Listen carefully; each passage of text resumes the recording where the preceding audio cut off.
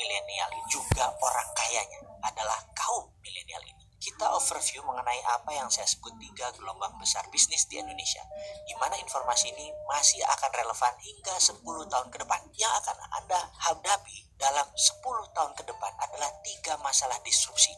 3 disrupsi besar ini telah terjadi.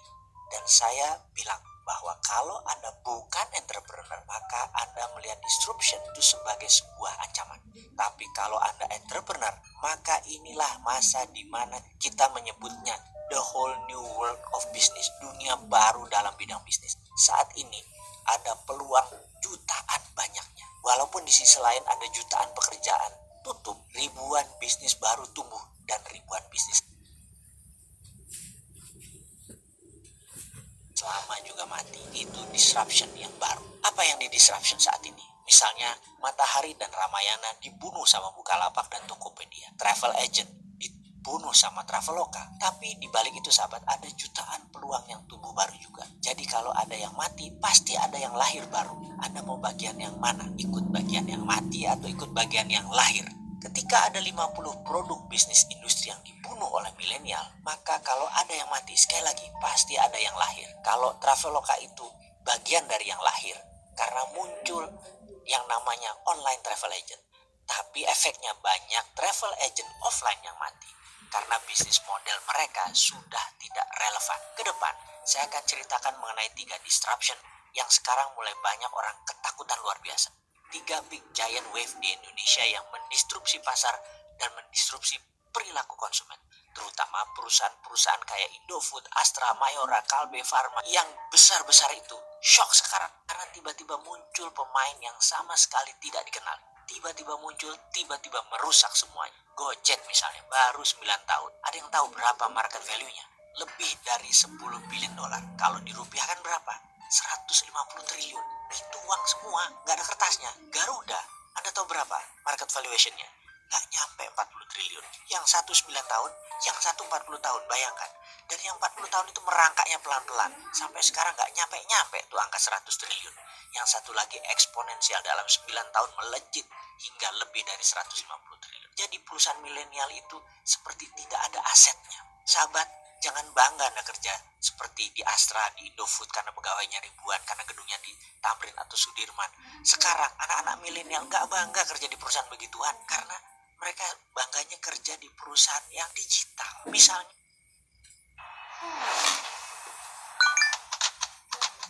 Hai, ini Julo. Ini cara cerdas memulai hal baru.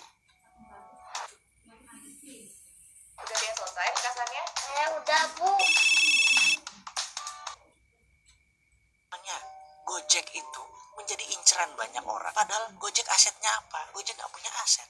Motor gak punya, mobil gak punya. Gojek gak bayar BPJS, gak bayar gaji supir ojek. Intinya aset Gojek kecil. Karena itu bisnis mereka bisa besar karena asetnya kecil. Ini aneh dengan bisnis yang zaman dulu.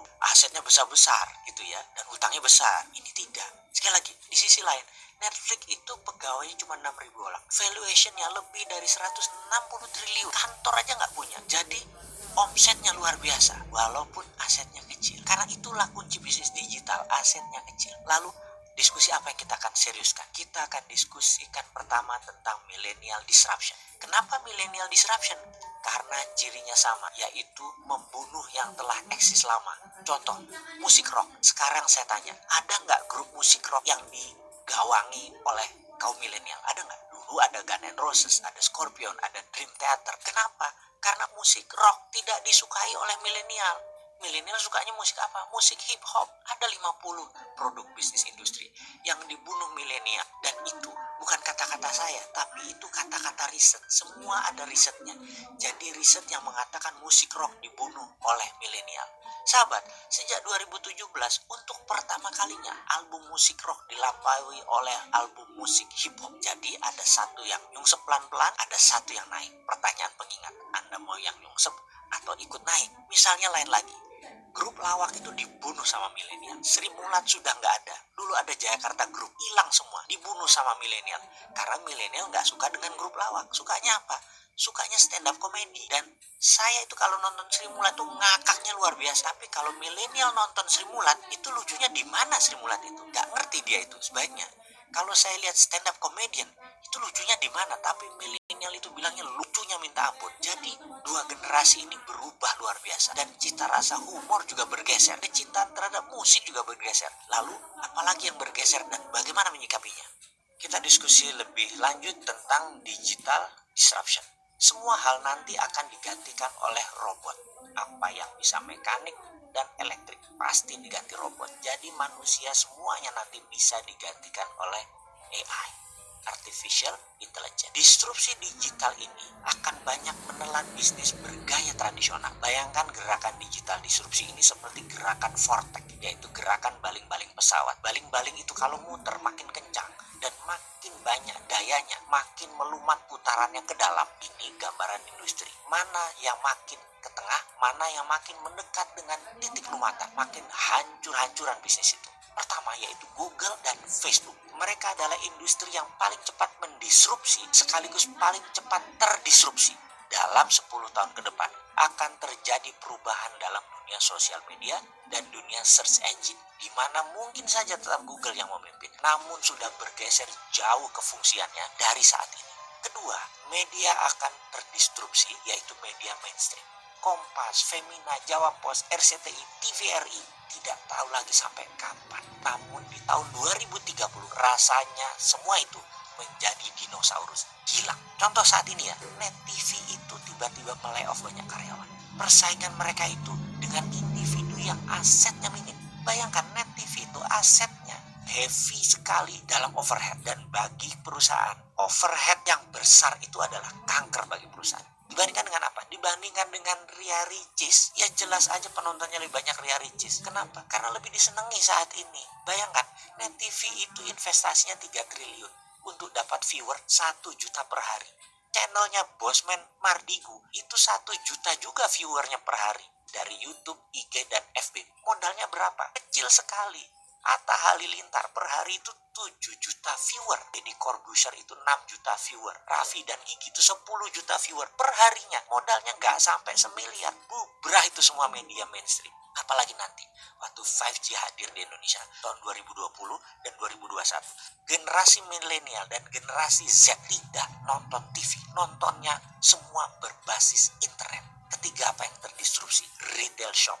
Ramayana, Matahari, departemen store serba ada akan musnah menjadi marketplace digital jualannya. Menjadi personal bisnis itu dan menjadi direct bisnis itu. Produsen langsung ke konsumen dan konsumen langsung request ke produsen. Gak ada lagi orang tengah, gak ada lagi pajangan, gak ada lagi retail shop. Keempat adalah hadirnya fintech, financial technology. Barusan kita cerita kalau banyak bank akan atau sudah mengurangi kantor cabang. Ini akan merubah dunia perbankan, baik dari jumlah cabang, jumlah karyawan, hingga jumlah ATM. Di tahun 2030 bahkan, dibandingkan dengan saat ini, akan tinggal 20% jumlah karyawan bank, cabang bank, dan mesin ATM. Karena semua sudah menjadi mobile. Kelima, selanjutnya, apa yang terdisrupsi? Telekomunikasi.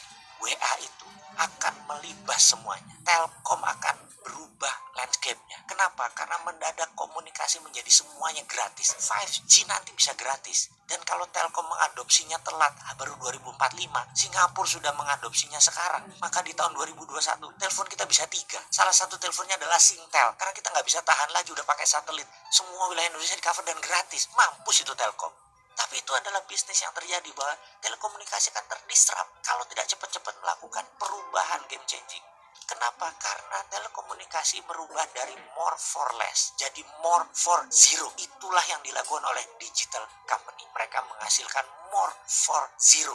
Itulah ciri digital disruption. Keenam, apa yang terdisrupsi kemudian? Edukasi. Edukasi nanti tidak akan pakai ruang kelas dan guru lagi. Apa yang dilakukan? Mereka menggunakan digital, ruang kelas tidak sebanyak sekarang lagi. Kampus dan sekolahan itu tinggal separuh kebutuhan ruang kelasnya karena semua digital. Guru dan dosen tinggal separuh dibandingkan saat ini. Karena itu akan terjadi disrupsi gila-gilaan di bidang edukasi.